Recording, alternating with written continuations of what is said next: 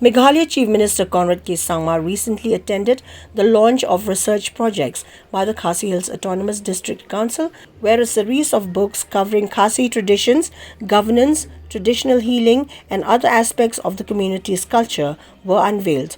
The event was also attended by Deputy Chief Minister Prestun Tinsong, KHADC Chief Executive Member Panyat Singh Siem, Deputy Chief Executive Member Pinchngan N Siem, KHADC Chairman Lamprang Bla, along with various political leaders, council members and other invitees. The Chief Minister, who contributed Rs 50 lakh to the initiative, expressed pride in supporting the project. He emphasized the importance of traditional knowledge in solving global challenges and recommended that the books be made available in universities to promote greater understanding and appreciation of the diverse and rich heritage of tribal societies.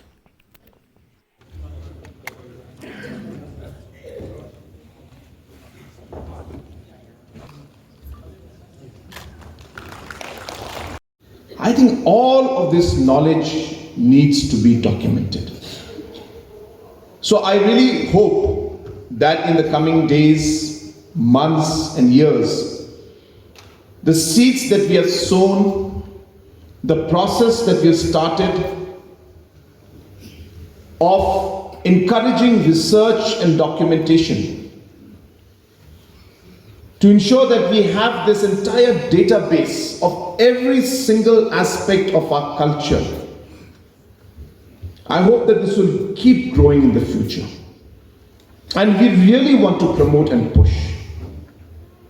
I will be telling the education department that all these books that have been researched, they must be made compulsorily available in all the libraries of colleges, schools, universities, in our state at least.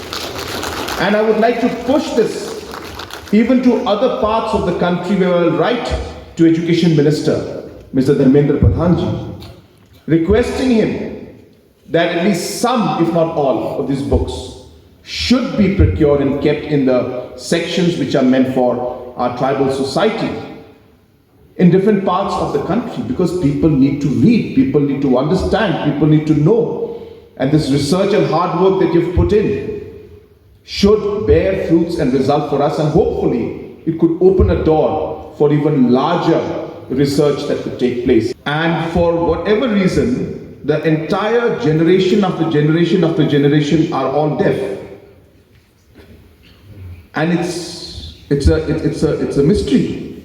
How? Is it genetics? Is it DNA? Is it something to do with the environment? We don't know.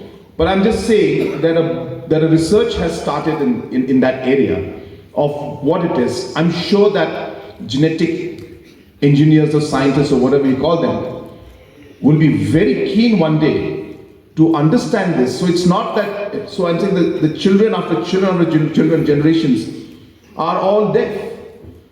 Something is there in this DNA or the genetics which is leading to this, and it could be of great importance at the national and international level.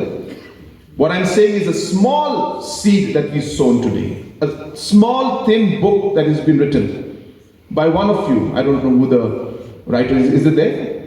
The person who wrote this? I think this could start something very big, where some researchers from outside would be very keen to come in and understand what's happening out here. So this is what really it is. I hope we will go from culture, from language, from music, from historic places to overall history of our state. So many areas that we can cover, and I really encourage our young researchers and scholars to please take interest in this, document it, and ensure that this is available for the future generations to utilize in the best possible way.